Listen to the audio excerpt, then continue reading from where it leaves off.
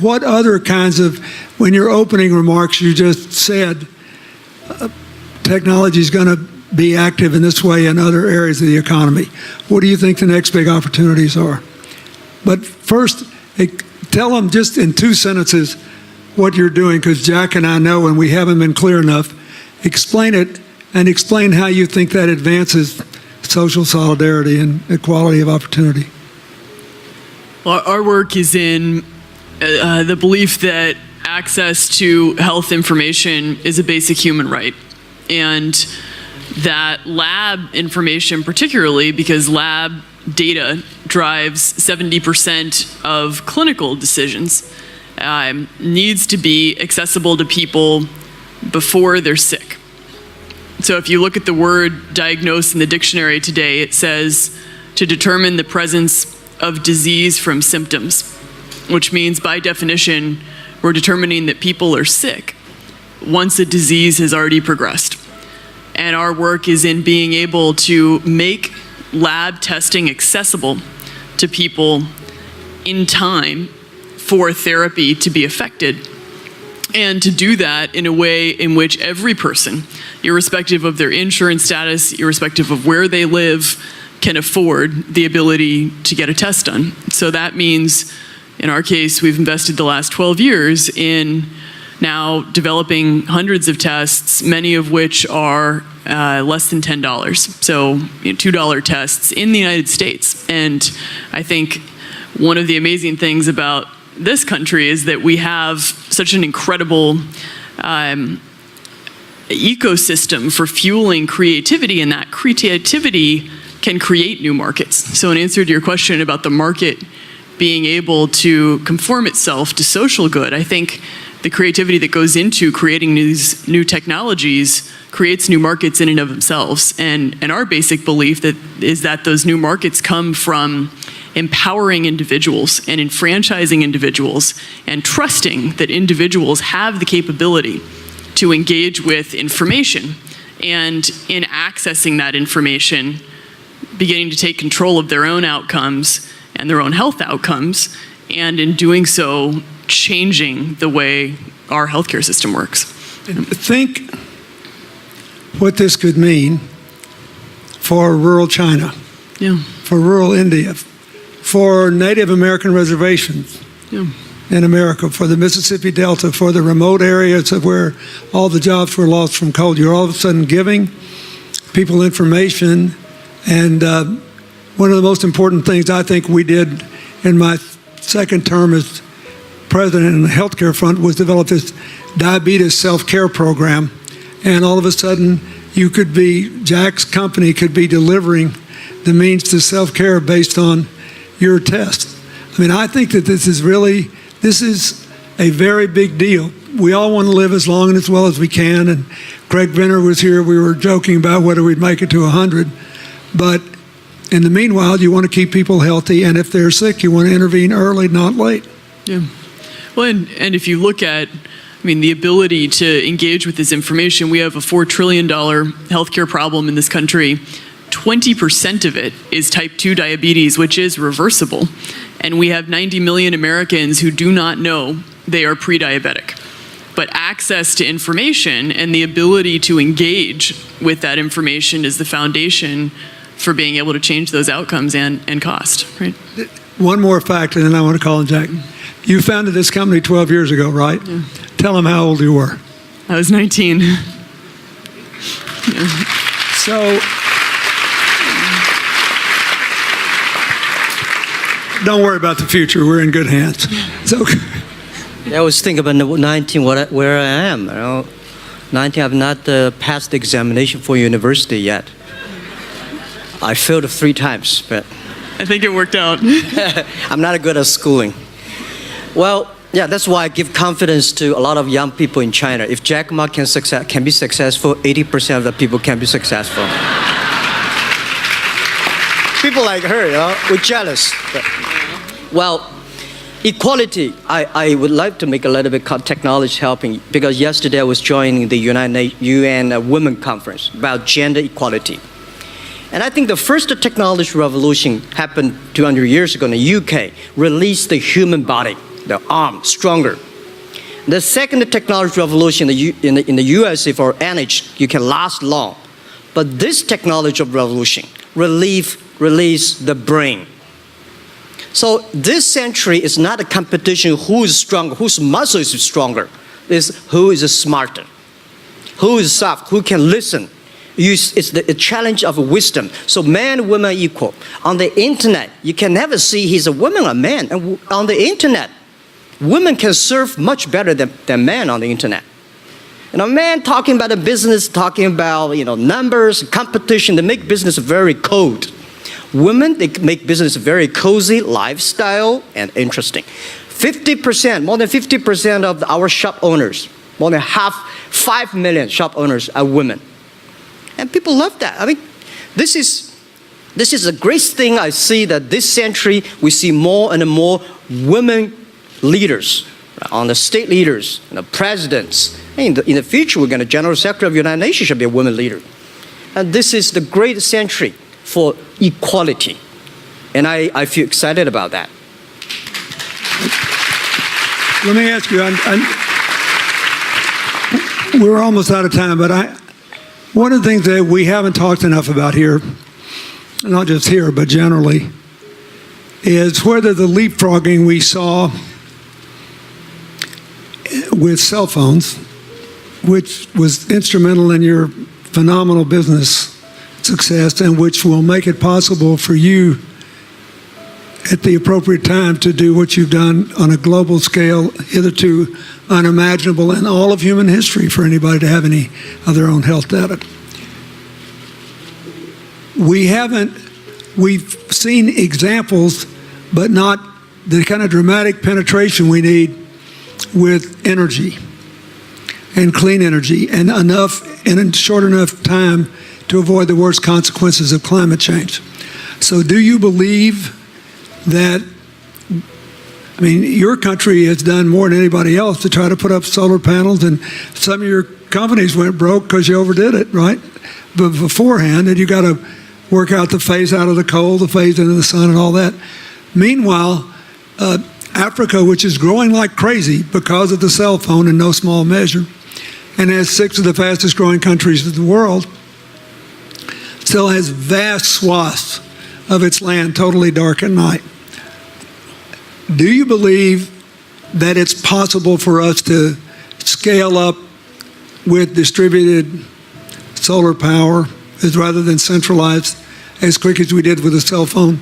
And if so, and if that were your business, if you had to quit what you're doing today and start there, how would you do it? And how would you do it? Very first, I know that. I'm such a huge believer in technology, and I think especially right now, we're at an incredible time in terms of new technology and the ability to apply technology in a scalable way towards solving some of these problems. So I would look at it in the context of some of the renewable solutions that we already have, and in the context of empowering, connecting individuals with access to those solutions, and in the context of creating markets around them. I think that there's real opportunity to actually create an ecosystem in which people can financially benefit from these solutions, and I think that's going to drive an adoption. I think in developing economies, there's a revenue stream associated with that, and the more we can turn even already some of the technologies that we have into markets, the more that we can fuel, I believe, local growth and individual engagement in beginning to adopt some of these solutions. And just related to that, Jack, you answer it, and then I'll ask you one final question. Yeah, I am a strong believer that technology can make world much better, because people say China economy is getting slower.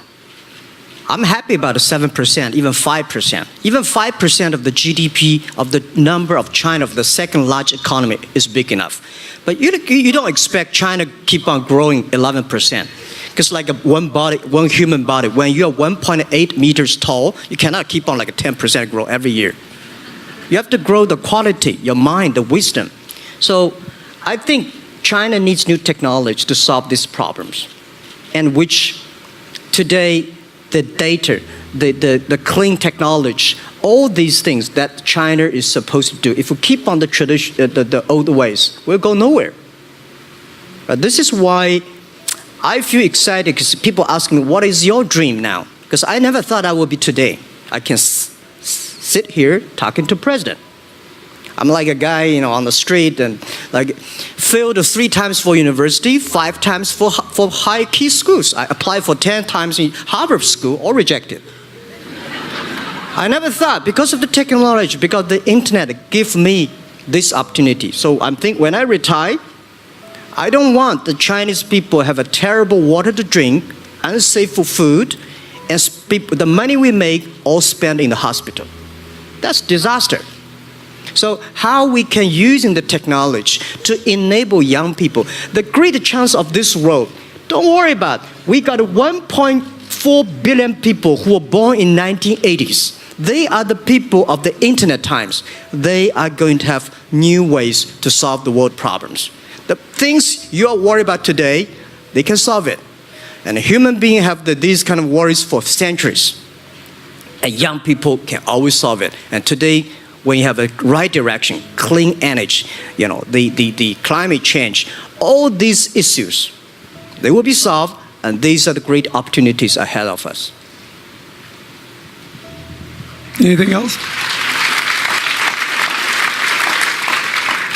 I agree with that. I think the more we can enfranchise people, the more we can create ecosystems in which individuals are empowered, the more we give rights to individuals to be able to build businesses, to be able to pursue the economic benefit of technologies, the more you see these markets change. Before they leave the stage, I want you to look at them. And I want you to think about the time we have had to spend here dealing with the refugee problems in Syria and Lebanon. Stand up, Elias. This is my friend Elias Bousab. He is the education minister in Lebanon. He's got to educate all these kids. And so he left a miracle that very much reflects the lives that Elizabeth and Jack have lived. He was in a very responsible position at the American University of Dubai. They started bringing American scholars over there to live in an Arabic culture. He did all these wonderful things. Lebanon got in trouble. He went home to save his country.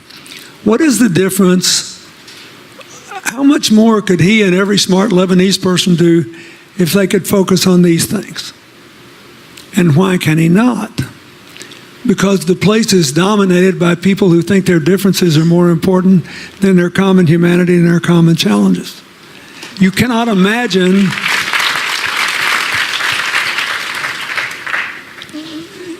Jack Ma's proud of being Chinese. I like that. He never hid it. He's happy about it. I'm proud to be a global citizen. Yeah. Yeah. And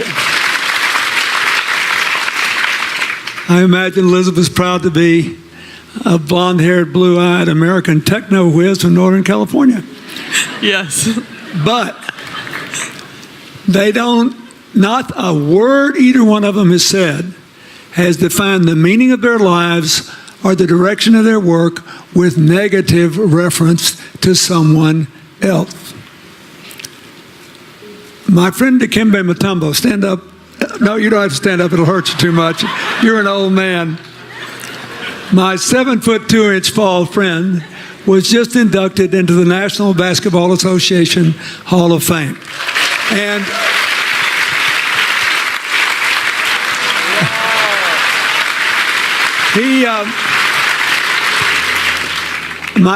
my whole family loves him. And I have seen how much he has given back to his native country, Congo, which has been so troubled. I've known him a long time. We both went to Georgetown University. I did before he was born, I think. I've never heard him say a resentful thing about anybody. I have seen him give and give and give and try to give the people in his native land opportunities. Why am I telling you this? he's had a good life because he never defined his life with negative reference to anybody else. He never begrudged anybody else's success, and he thought he had an obligation to help other people. I'm telling you, we are back in a time of collective global insecurity where the main struggle is the oldest one in human history, just in modern techno realities. I mean, if you were trying to build the Middle East, you would think about our permanent sponsor here, the ambassador from Oman, who her government tried to help head off a calamitous war in the Middle East over the nuclear issue in Iran. We all pray to God that it'll work out all right. And the lead she made. You look around all these places, wherever people are putting aside their differences and working together, good things are happening. We cannot achieve economic or social equality without living in the factual realities of the world we face, looking at the obstacles, looking at the opportunities, making the best decisions. And those of us who even feel good about ourselves because we think we spend a lot of time giving, our whole goal should be to work ourselves out of a job. One of the things that Bill and Tanny Austin are sitting there with Starkey, they started giving away hearing aids, and then they decided, well, we better teach these young people how to speak. If they get the gift of hearing, they'll have to learn that. So they got into the education business. Sonny Varkey got into the education business and decided somebody ought to do something really dramatic to remind people that the only people that really matter are the teachers. So he gave the first Global Teacher of the Year award last year, and an international panel gave the prize to a teacher from Maine who promptly gave the entire $1 million to her school. The woman never made any money in her life. She gave all the money away immediately. The future is going to be forged by people who think of how to use the modern tools that we are given, as Elizabeth and Jack have, to create opportunity through empowerment. And it will not be a straight line. It's too many moving parts. But I just want you to think about that. The reason you feel good looking at them is that you identify with them even though they're different from you. And that's basically where we are all over again, and we can't slip back. We can't give up. That's why when we had the Prime Minister of Italy and George Soros talking about the future of Europe, and George said it was coming apart, and the Prime Minister said, no, it doesn't have to come apart if it's about something more than economics. I thought it doesn't have to come apart if you will it not to. And you put yourself on the line for it. There are no guaranteed outcomes today, but you can guarantee that the trend is right. So go ahead, you were going to say something, weren't you? Yeah, I just wanted to add, I mean, as we're talking about the future and from my own experience and looking at all the faces here, I think a huge part of the answer to your question is also to raise our little girls with the stereotype that they can be the best in engineering and science and math, because when they do in all of these industries, it changes everything. And we need to do that in this country, and we need to do that as parents in other countries. You know? Yeah, I was thinking about what you say. I think about when you talk about problems, you normally it's like a politician. When you talk about opportunities at the business people, I was thinking about how we can using all the problems that change the problem become the opportunity. And I don't know. I just feel excited when people talk about problems. I think think about if you can solve one of them, that's the chance. And today, nobody live in this century has so many opportunities and so many tools they can use to change other people's life. And I think in the last century, which I call the IT time, this century is called the DT time, data technology. IT is to empower yourself, make yourself strong. DT is to empower the others. When you empower the others, you empower your future, yourself. So when I listen to you talk, I agree, and I think that's why we were born in this century. That's why how we can use the internet to help more people. Let's give him a hand. Thank you.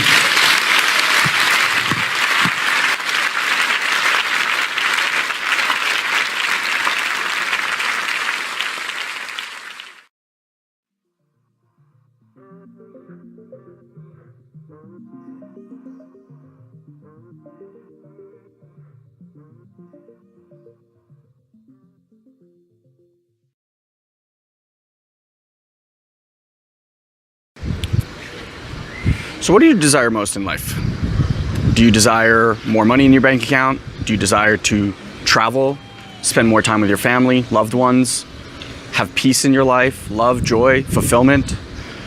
Question is, do you know how?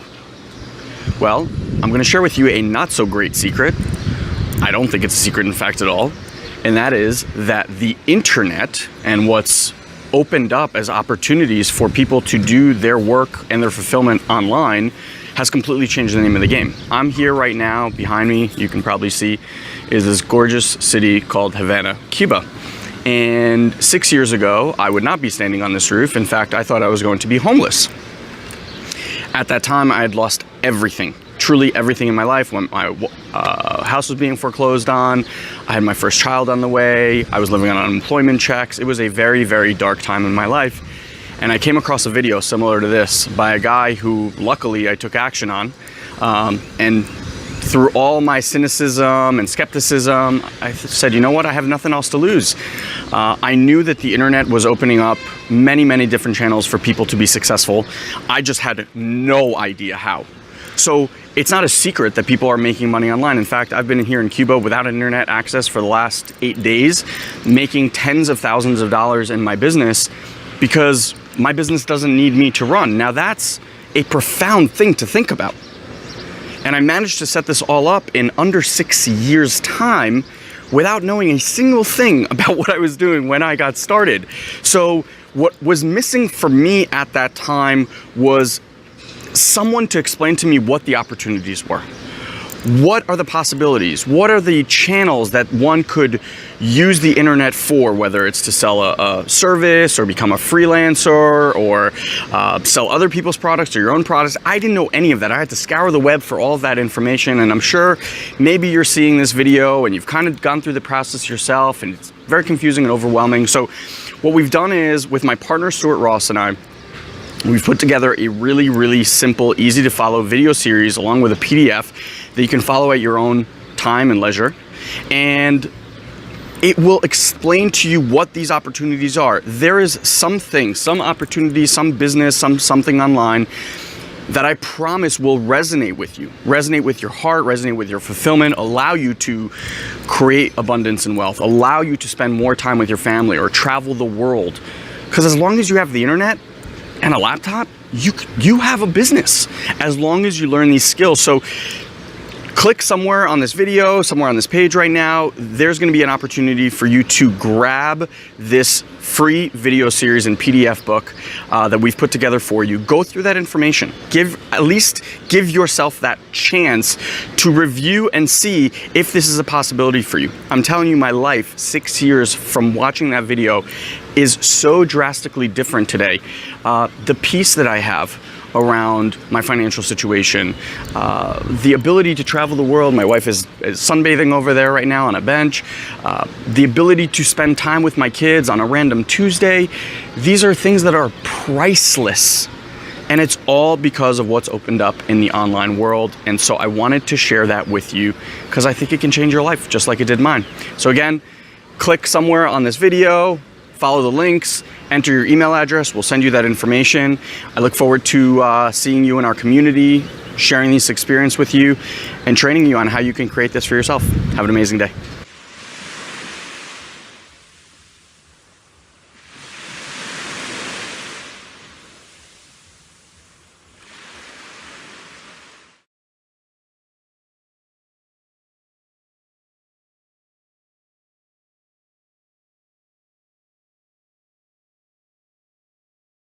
Mel Robbins. Oh my gosh, thank you. You Absolutely. called me the master of motivation, and I think motivation is complete garbage, so maybe we should start there. That is a perfect place to start. So I totally agree with you. But why do you say that? I do 100%. Now, I said that in the spirit of I know what you're trying to do, so it is meant with absolute reverence. But why do you say that it's garbage? Well, and we'll talk a lot about this, but I think it's garbage because at some point we all bought into this lie that you've got to feel ready in order to change. Yeah. We bought into this complete falsehood that at some point you're going to have the courage. At some point you're going to have the confidence, and it's total bullshit, frankly. Are we allowed to swear on this show? Absolutely. Okay. It's complete garbage, and so there are so many people in the world, and you may be watching this right now, and you have these incredible ideas, and what you think is missing is motivation. And that's not true. Because the way that our minds are wired, and the fact about human beings is that we are not designed to do things that are uncomfortable or scary or difficult. Our brains are designed to protect us from those things because our brains are trying to keep us alive. And in order to change, in order to build a business, in order to be the best parent, the best spouse, to do all those things that you know you want to do with your life, with your work, with your dreams, you're going to have to do things that are difficult, uncertain, or scary, which sets up this problem for all of us. You're never going to feel like it. Motivation's garbage. You only feel motivated to do the things that are easy, right? Why do you think that is? Oh, I know exactly why that is. Because I've studied this so much, because for me, one of the hardest things to figure out was why is it so hard to do the little things that would improve my life? And what I've come to realize, and what we'll talk a lot about today, is that the way that our minds are designed is our minds are designed to stop you at all costs from doing anything that might hurt you. And the way that this all happens is it all starts with something super subtle that none of us ever catch. And that is with this habit that all of us have that nobody's talking about. We all have a habit of hesitating. We have an idea. You're sitting in a meeting. You have this incredible idea. And instead of just, saying it, you stop and you hesitate. Now, what none of us realize is that when you hesitate, just that moment, that micro moment, that small hesitation, it sends a stress signal to your brain. It wakes your brain up, and your brain all of a sudden goes, oh, wait a minute. Why is he hesitating? He didn't hesitate when he put on his killer spiky sneakers. He didn't hesitate with the really cool track pants. He didn't hesitate with the NASA t-shirt. Now he's hesitating to talk. Something must be up. So then your brain goes to work to protect you. It has a million different ways to protect you. One of them is called the spotlight effect. It's a known phenomenon where your brain magnifies risk. Why? To pull you away from something that it perceives to be a problem. And so you can truly trace every single problem or complaint in your life to silence and hesitation. Those are decisions. And what I do and what's changed my life is waking up and realizing that motivation's garbage. I'm never going to feel like doing the things that are tough or difficult or uncertain or scary or new. So I need to stop waiting until I feel like it. And number two, I am one decision away from a totally different marriage, a totally different life, a totally different job, a totally different income, a totally different relationship with my kids. Not like one decision, I'm divorcing you in the marriage example, but one decision on, you could be having a conversation with your spouse and you feel your emotions rise up, and within a tiny window, those emotions can take over and can impact how your marriage goes. Or you can learn how to take control of that micro moment and make a decision to act in a way that actually shifts your marriage. Right. Your life comes down to your decisions. And if you change your decisions, you will change everything. Yeah, I mean, that core concept comes through so powerfully in your book, which is phenomenal. And I would love it if you would take a second to tell people the story of how, and by the way, I wore the NASA shirt because of the is imagery. that why you wore it? Yeah, of course. Oh my God, I'm like falling my glasses off. That is, I did not even get that. I was going to ask you why you wore that shirt. Yes. Oh my gosh, wow. So break you it actually down. do your homework. Oh, of course, Mel, absolutely. Okay, so let me just take you back. So what you're talking about is the 5-second rule, which has become literally my life's work, and it was all a gigantic mistake. I read up on you too, and understand how Quest was born out of misery. The 5-second rule. And my life now and my 20-year marriage and everything that I'm doing and the companies that I've built and sold and the company I'm building now, it all comes back to a point in my life that completely and utterly blew. I was 41 years old. I was unemployed. My husband had started a restaurant business, which was his dream. This is actually a funny story. When he got laid off from a big job in high tech, and I think he was really relieved. You know how a lot of us wait to quit our jobs and then we get laid off and we're like, yes. And he said, I'm not going to look for a job. I'm going to go into the restaurant business. And I think I said the most famous lines of our marriage at that point. I looked at him and I said, listen, buddy, inspiration is for strangers. You get your butt back to that job and you pay the mortgage. And again, micro moment where I'm being a jerk instead of being a supportive wife. But that's an example of where when he said he was not going to go get a job, but he was going to start a business, the first thing that was there was fear. Right. And so fear was making the decision for me. God, I love that you can share that, though. That's so powerful. Well, so what happened is the first restaurant was a home run. And of course, what do you do when things are successful? You grow it. You grow it really big. And so they decided to raise some money. And we threw in our home equity line, the kids' college savings. They tried to open a second and a third, and at the same point, a grocery store chain encouraged them to go into wholesale. So it basically got way too big, way too fast, and the wheels started to come off. And they came off so badly that the second restaurant failed, and they held on to it for too long, like a lot of us do. It's another trick our brains play on us called sunk costs. When you throw a ton of time and a ton of money at something, it's really hard to let go of it. And if you haven't done it in business, we all have a relationship in our past, stayed way too long. That was a trick your brain played on you. So by the time that they closed the second restaurant, it was an $800,000 loss. Ooh. I mean, that meant our entire home equity line gone. Right. It meant kids' college. I get just choked up just thinking about how terrifying it was. And so I found myself at the age of 41, like just feeling like a complete failure. And so did Chris. And to make it worse, not only had we lost all of our savings, but so many friends and family members had invested. And so there was this real tension between the truth of what was happening and what you had to do in public, because it was a public business. Shame, failure, embarrassment, and the liens started to hit the house. The phone started to ring, and it was nothing but collection calls. And I just remember feeling this tremendous shame. And at some point, I think we all hit that moment in life where things just are not going how you thought they would go. And what's amazing about those moments is we all respond very differently. So my husband, he would spring out of bed and he would head right out that door, 6 o'clock in the morning. And he would go meet his partner, and they would go to the bank, and they would dig right in, and they would face their problems head on. And he's also a smart guy. I mean, he did not want to be in the house when yours truly woke up, because I was a raging bitch at that point in our lives. And the reason why is because when you're scared, and you're afraid, and you're jealous, and you're overwhelmed with emotion, it is so much easier to point the finger at other people.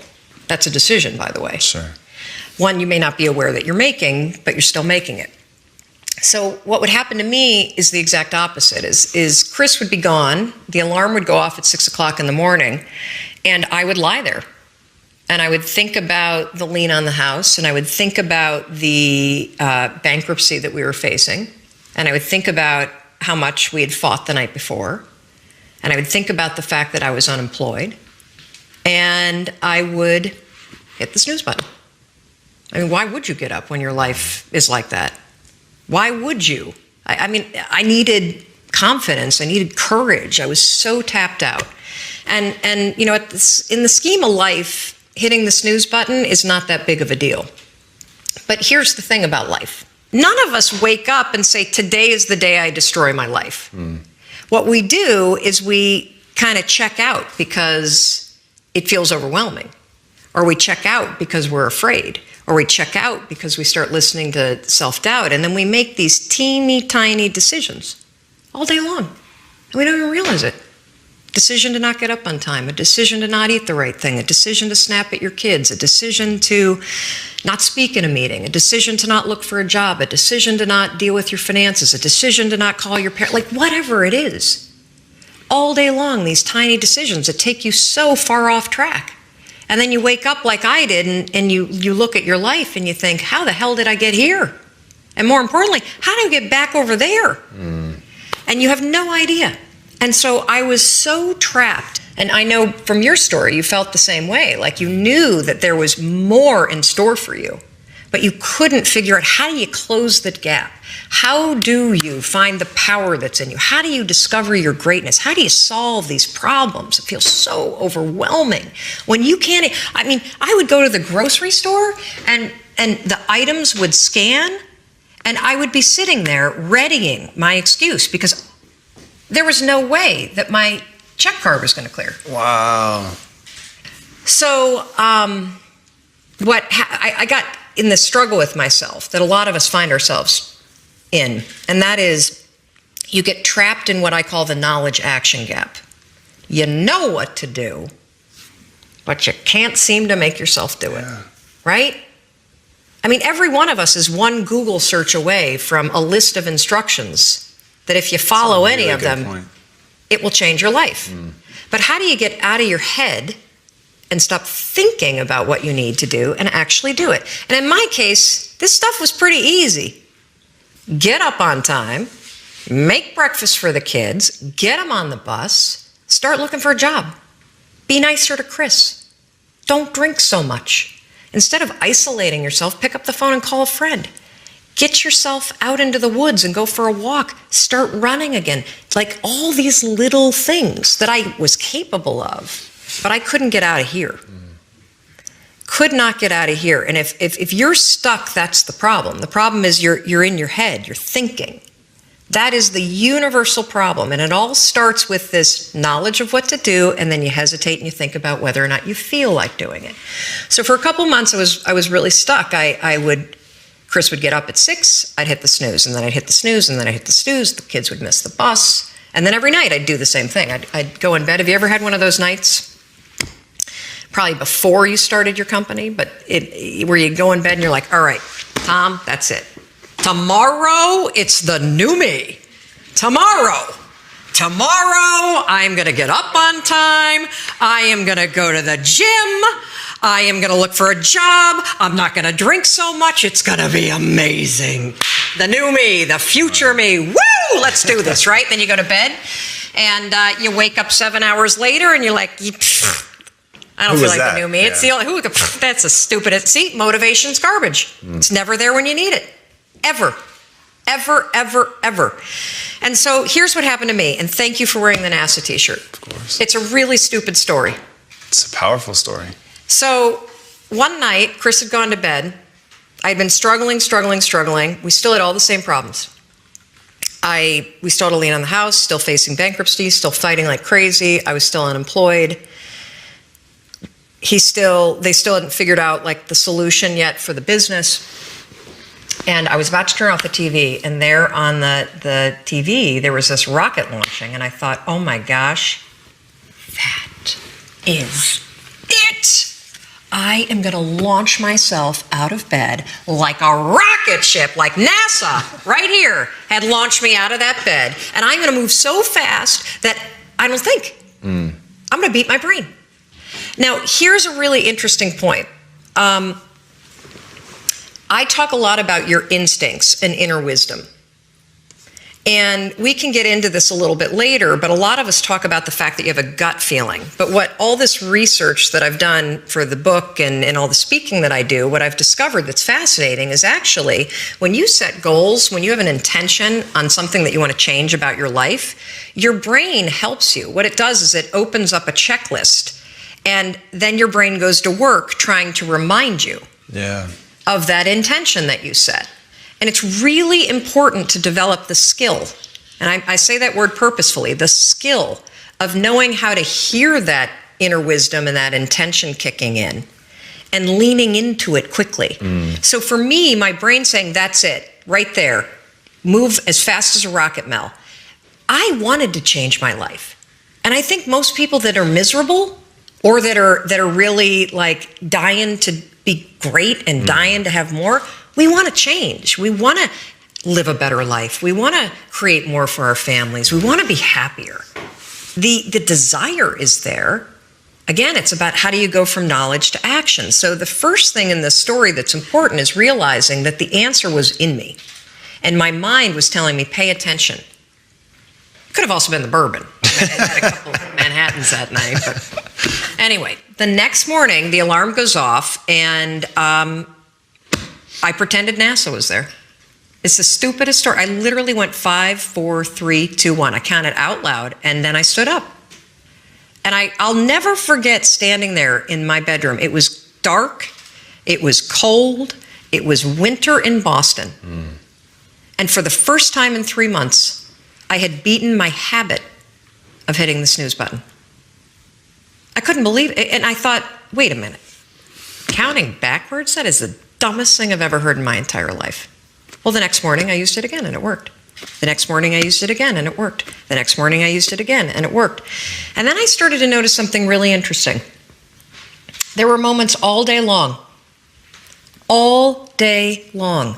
just like that 5-second moment in bed, where I knew, knowledge, what I should do. And if I didn't move within 5 seconds, my brain would step in and talk me out of it. Every human being has a 5-second window. Might even be shorter for you. You have about a 5-second window in which you can move from idea to action before your brain kicks into full gear and sabotages any change in behavior.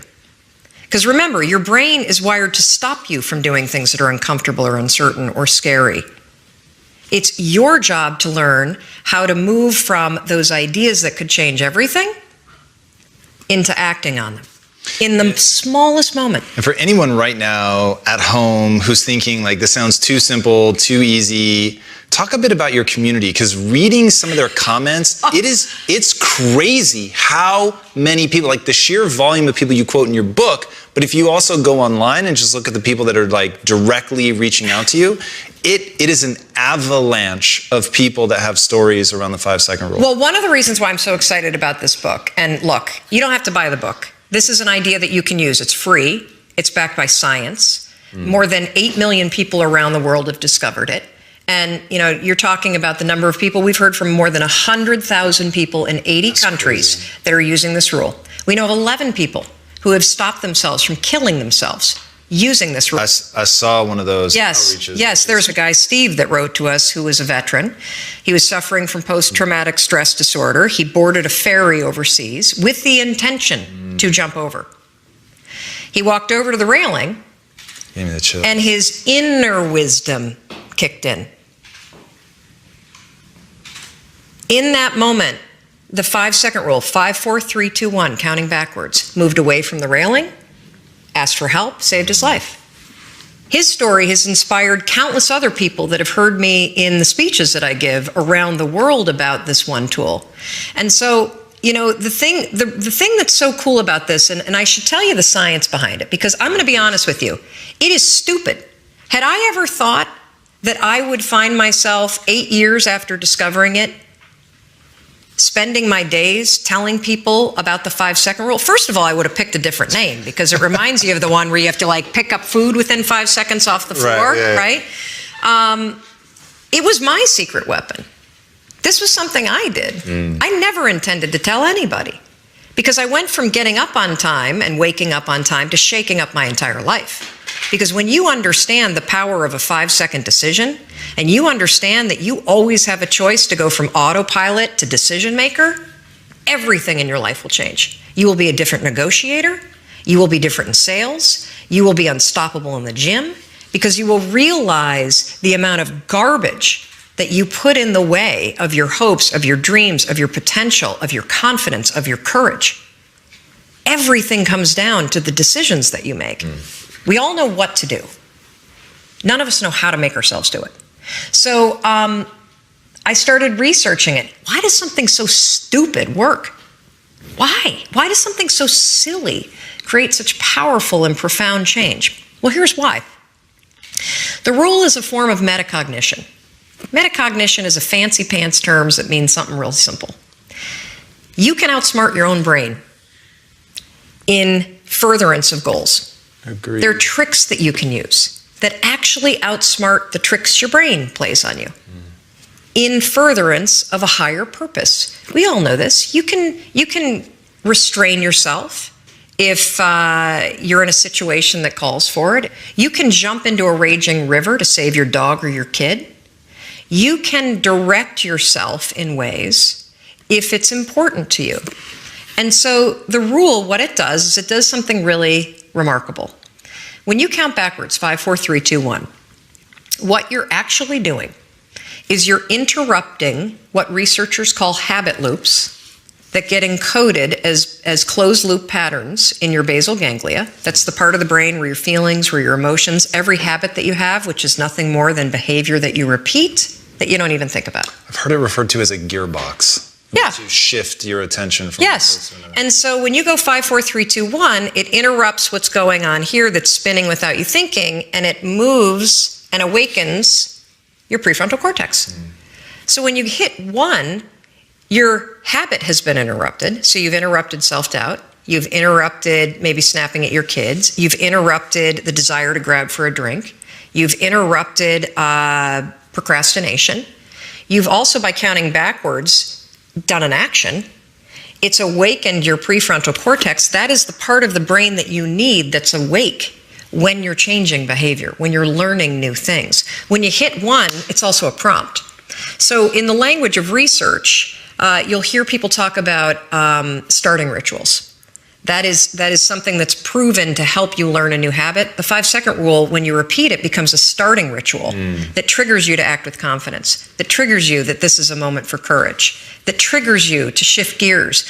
And because you've also done the manual work of awakening the part of the brain that you need to change, you've set yourself up for success. It doesn't work if you count up, because you can keep going. And also, counting up doesn't require focus. If you count backwards, 5, 4, 3, 2, 1, it again awakens the prefrontal cortex and it prompts you to move. When you start to use it and then you read about it, you'll see that it's being used all over the place. They use it in the armed services in order to align troops and get them to start an exercise. They use it at elementary schools, 5, 4, 3, 2, 1, at big assemblies to get a huge room full of kids to stop talking. Really simple and interesting example, yeah. Because it requires you to focus. It's not a habit. It will become a habit that prompts you to have confidence and courage. But in the beginning, it interrupts patterns of behavior that you do on autopilot. It helps you assert control, and it teaches you how to become the kind of person that moves from thinking about something to actually doing it.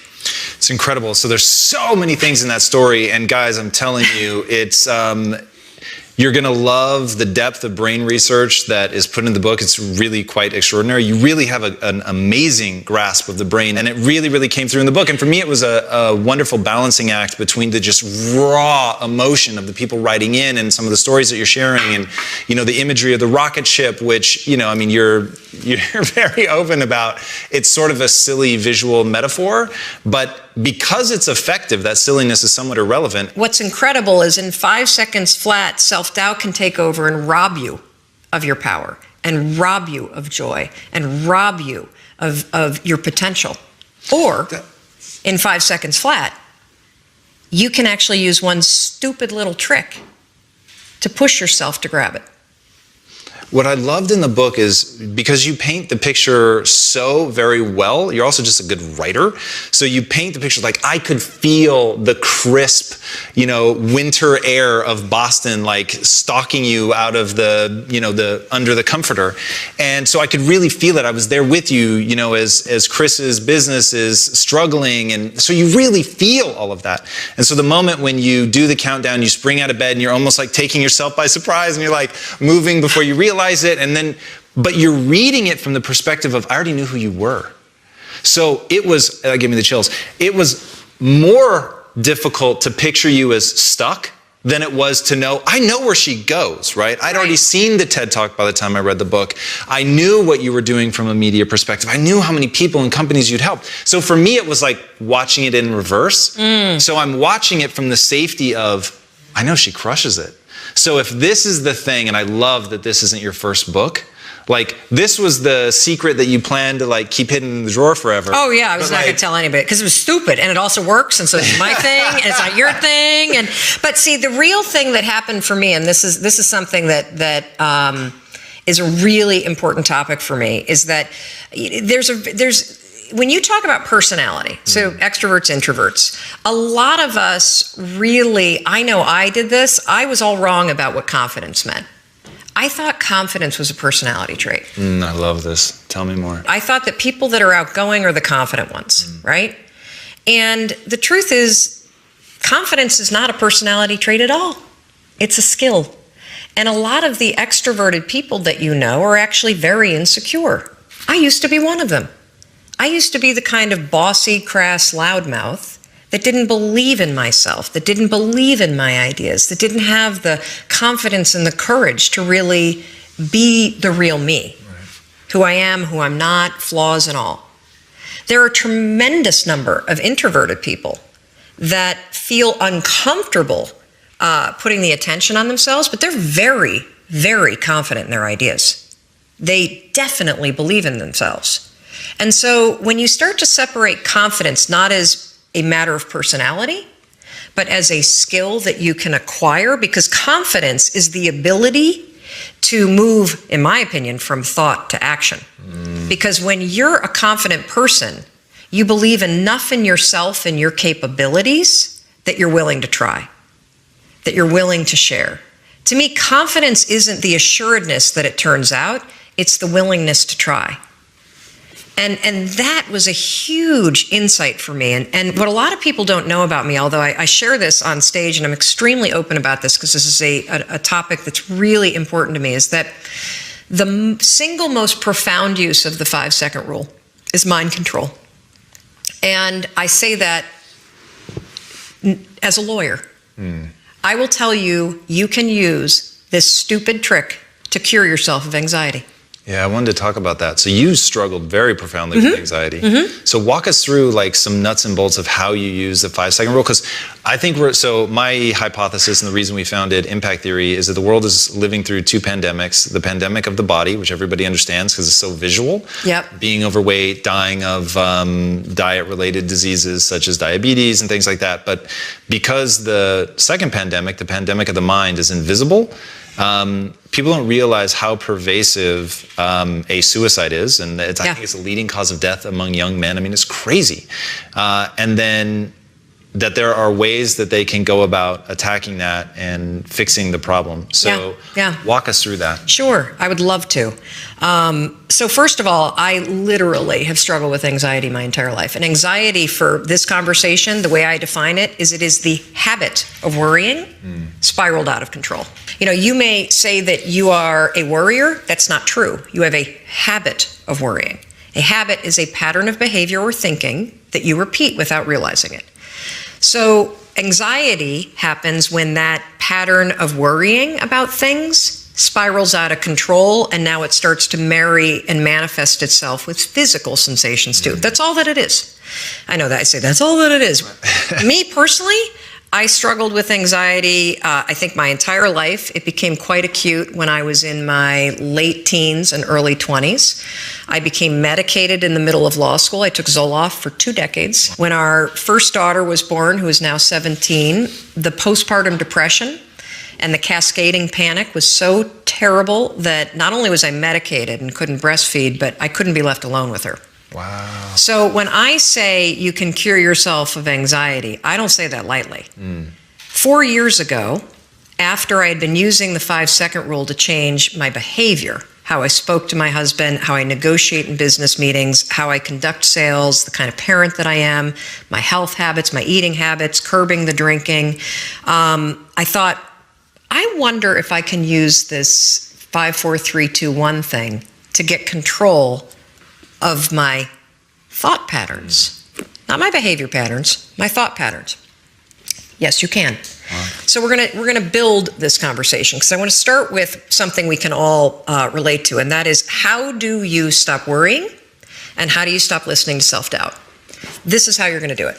So all day long, you're going to have moments where your thoughts drift, and I use that word on purpose. Because for me, there is a physical sensation when you start to use the 5-second rule and you start to wake up, not only on time in the morning, but you wake up to your life and the opportunities in your life. Your thoughts drift. Like, you'll just be hanging out with your friends and then suddenly you're like, I'm not sure that person likes me anymore. I haven't heard from my kids lately. I wonder if they're dead, or, as a check, like, you just start worrying about stuff. Why? Because it's a habit. Because when you're not paying attention, your brain shifts from you being a decision maker and paying attention to you just kind of spinning things on autopilot, and one of your habits is worrying. The second you wake up and you notice, holy cow, I'm talking some negative garbage to myself right now. 5, 4, 3, 2, 1. You've just shifted the part of the brain that you're using.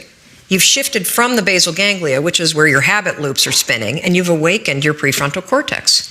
You've also interrupted that pattern. Now what you're going to do, because your mind is actually ready to receive a different thought because of the counting, now you can put in an anchor thought. Like, if you have a mantra, if you've got a vision about the way that your business is going to turn out in 5 years, if you just have a thought that makes you really happy and proud, insert that. Now, why does this work? It works because of the counting. And I'm not kidding. We know, based on research, that positive thinking alone, not effective. In some instances, trying to force yourself to think positive can actually make the worries worse. Why? Well, the reason why is because it's really hard to just change the channel. What we have to do first is basically interrupt it and turn off the TV, and then turn it back on with the prefrontal cortex awakened. So the counting is essential. And so you can start using this today. You catch yourself talking garbage to yourself, because we all know if I were to put a speaker on your head and broadcast, you would be sitting here in the audience, you'd be in an insane asylum, because the crap that you say to yourself is insane. And the problem is we listen to it. You'll be in a sales meeting and you'll be undermining yourself. They're not going to buy. Oh my gosh, I'm in trouble. You're not even present. 5, 4, 3, 2, 1. Switch it back. Get back to that vision that you have about toasting your success, or this customer being really happy, or you being proud of yourself. Whatever that vision may be, you can control your thoughts. And this is not just us talking about it. This is a tool that you can use. So let's take it a step further. So worrying, if you let it go unchecked, what will happen is you will get used to worrying. You will get used to living in a state where you're slightly agitated all the time. Let me talk a little bit about agitation. So what we know based on research is that physically, in your body, so physiologically, being excited is the exact same thing as being afraid. Let me say that again, because it is so important. In your body, being excited is the exact same thing as being afraid. Your body doesn't know the damn difference. Your heart races, your armpits sweat, you're like, you may get tight in your throat. Your cheeks may get pink like mine do when I get excited. The only difference between excitement and fear is what your brain says. And the problem is, if you have a habit of worrying, guess what you're going to tell yourself is going on? That you're like freaking out. That you're not excited, that something must be wrong. Oh gosh, why would you say something's wrong? Because you got a habit of saying that all the time. Even as I became a speaker for a living, or I'd be on CNN, when I first started doing it, I would be freaking out backstage. But even though, like, you know, just last week, he's standing backstage, about to go on, 8,000 people, heart races, armpit sweat, you know, my hands get clammy. I'm not nervous though, not at all. I'm excited. And so I developed this technique, and research out of Harvard, not based on my technique, but something very similar, proves that if you basically, right before you're about to do something, take a test, run a race, public speaking, a business negotiation, ask somebody to marry you, whatever it may be that gets your heart racing, just do this. Go, I'm excited. I'm excited to give that speech. I'm excited to ask him or her. I'm excited to do this race. I'm excited. Because what happens is you give your brain context, so your brain doesn't escalate the stuff going on in your body. Your brain's not worried. Make sense? Yeah. So you can combine this with the 5-second rule. So we know how to do worrying. You catch your thoughts drift, 5, 4, 3, 2, 1, anchor thought. If you start to feel your heart racing, 5, 4, 3, 2, 1, to awaken the prefrontal cortex, and then start going, I'm really excited to do this. I'm really excited to do this. Another technique that you can use is ask, I think they call it interrogatory questions, where instead of giving yourself a pep talk, say, well, why am I ready to do this? Why am I ready? Because that'll force you to answer the question, which then convinces you. So why am I ready to close this sale? Why am I ready to give this speech? Why am I ready? So those are two strategies that you can use backed by science that are proven to actually make your performance be much better. Now let's take it a step further to anxiety. So anxiety is what happens when the habit of worrying spins out of control, your body gets really agitated, and then you allow your mind to escalate. Anxiety is what happens when So for those of you that have not had the pleasure of having a panic attack, let me explain what it's like. So have you ever been in your car and you're driving down the road and you go to change lanes and all of a sudden there's like, oh my God, there's a car right there, right?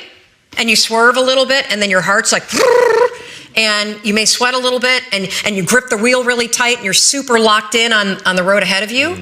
But then that car pulls away and the near miss scenario passes and your mind starts going, okay, you're all right now. Right. You're all right now. That's it. That's all. That's what a panic attack is, only it happens while you're standing in front of your coffee pot. Seriously. You have that same, oh my God, what behind that? And your heart's racing, and the problem for your brain is that your brain can't look around and say, holy cow, we almost got hit by a car. Right. Your brain's saying, what the hell is wrong with her? She's making coffee and she's freaking out. And so now your brain has a problem, because what's your brain's job? It's designed to protect